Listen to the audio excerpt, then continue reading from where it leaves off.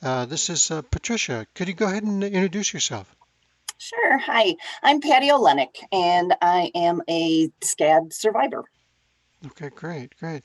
Can you go ahead and tell us just in your own words, what is your connection to SCAD?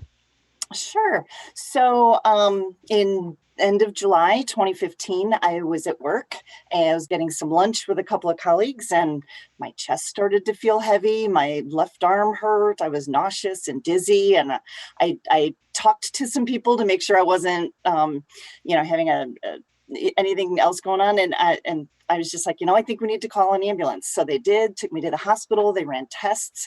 My troponins were a little elevated, but they came back down. They kept me overnight, did a stress test the next morning, and they sent me home. They're like, well, it must be GERD or anxiety or something. They couldn't figure it out.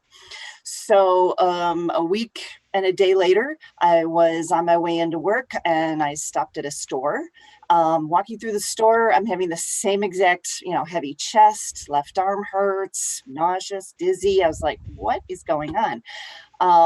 And so I got back out to my car and I'm like, do I go to work? Do I go to the hospital? So I went across the street to an urgent care and they're like, well, you've had this before, so we're sending you to the hospital. So they called an ambulance for me and they ran more tests. They did blood work. So here we had some smarter doctors and they're like, GERD and anxiety don't cause your blood work to change. Your troponins are elevated again. We're going to do an angiogram in the morning. It's like, okay. So that evening, I was laying in my hospital bed. My kids and my husband were there, and same exact thing, third time around. And this time I was all hooked up to all their monitors. And they come in and they're like, you are having a heart attack. You're going to get an angiogram right now. So they called back in the cardiologist who had gone home and they took me in for the angiogram. As I'm laying on that table, I'm all of a sudden I felt it again, like, happening again. And he's like, nope, that's me. I figured it out. I'm like, are you sure? I'm having another heart attack. And he's like, yep, it's me. I know what's going on. So he took me out. He's like, well, you've had spontaneous coronary artery dissection. I'm like, what is that? Never heard of it. No, he's like, well, he was in there, he's doing the angiogram. He couldn't find anything. And then he saw the tear in my LAD. He put two stents in to fix it, and hopefully at the time, and took me back, to the room. So I was in for a couple of days. They sent me home with medications, information, and I can't remember exactly, but I think they said to stay home from work for a week. My job is sitting. It's an office job. It can be stressful, but they're like, you're not heavy lifting or anything. If you feel fine, and it was always about me. I had some really good doctors. It was like, if you feel fine, go ahead and go back. If you don't, take off. We'll write you another note, and you can take off longer. So I felt fine, and I had a really good support group, family and friends. They all believed me. They didn't doubt anything happened. They didn't, if I was tired one day, it was okay if I just rested. It was all really good. So that's kind of the nutshell story. Okay. Now, GERD. I've never heard that before. What is GERD? It's stomach, like when the food comes back up into your throat and you have to, Oh, okay, yeah, it hurts your esophagus, and okay, okay. it's like heartburn. Okay. So now, can you remember some of the other? I mean, you had kind of the classic experience. One Did. group of healthcare providers didn't recognize what was going on, and then a second did, thankfully. What were some of the mistakes? I shouldn't say it like that. That's a terrible way to say that. But what were some of the words that they were using that were So were not on target?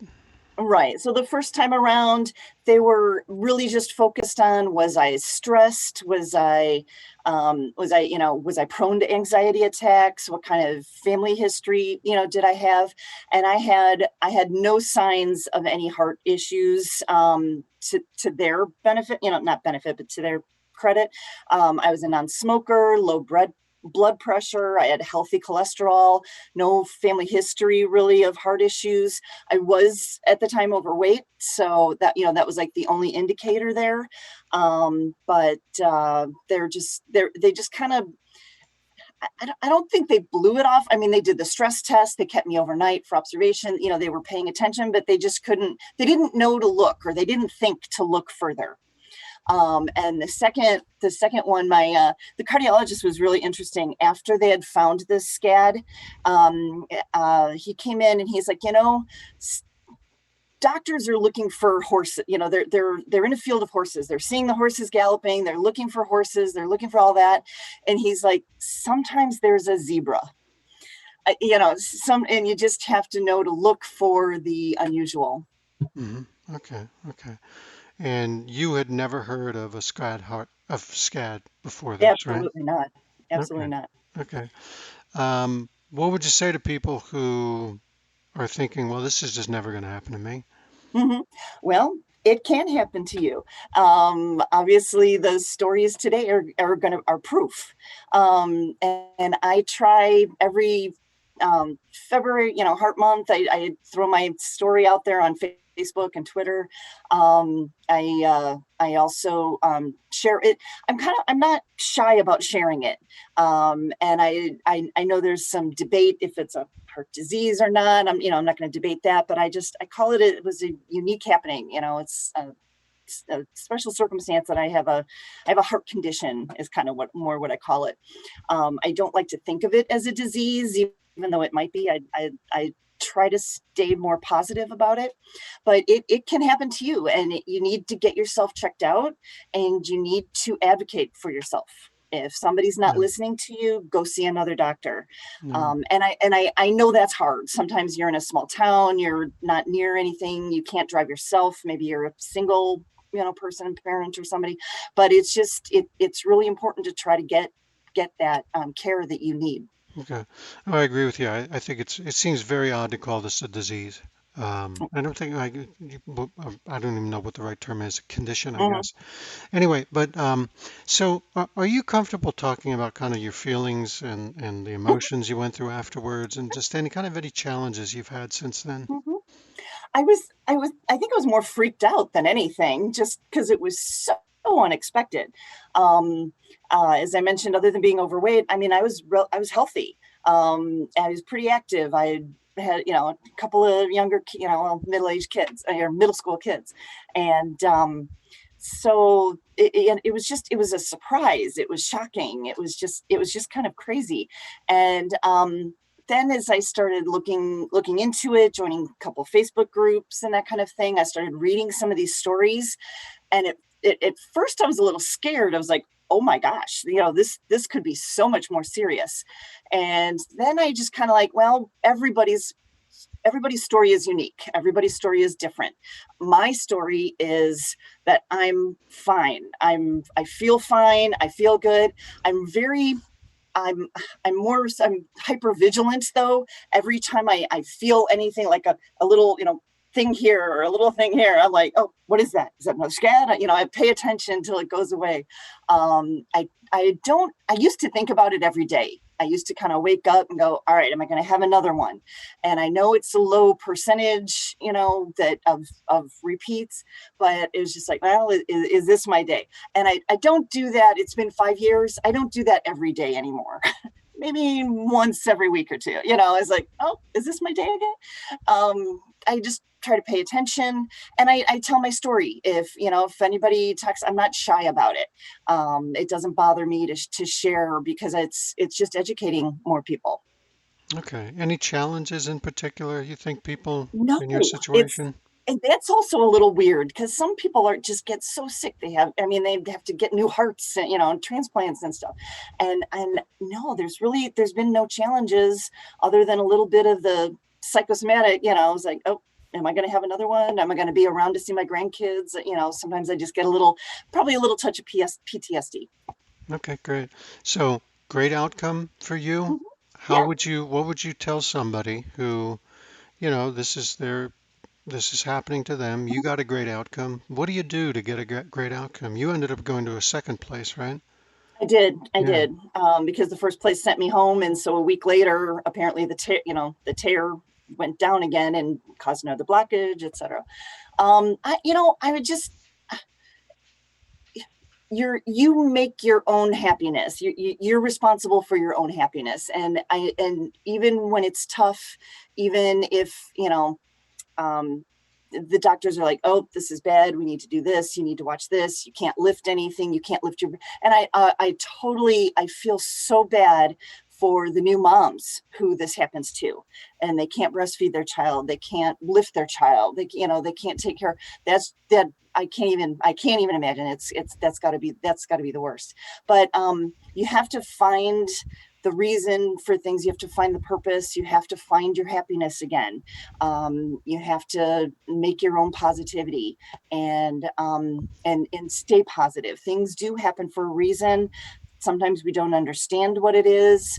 Maybe it's to slow down. I think mine was just kind of to get me to be healthy again. I joined a gym. I started, watching what I ate. I've lost 97 pounds. So it's just my cardiologist is amazed. He's thrilled. That's But very impressive.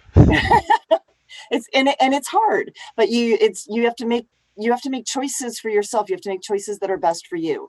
If there are people that are tearing you down, you need to find some people that'll lift you up. Okay. Anything you'd like to say that I wasn't, smart enough to ask you? Any other things you'd want to say? Tell folks watching. Um, it's just focus on you. Obviously, it can happen to men, so men need to pay attention as well. The age range I understand is like 17 to 72, or something. It might even be wider. So it can happen at any time, and you have to be honest with your doctors. You have to be honest with your family what you need, and it's so hard, but it's going to be good for you in the end. Mhm. It's going to be good for you in the end. Okay, great. No, it's a good point you mentioned that it happens to men.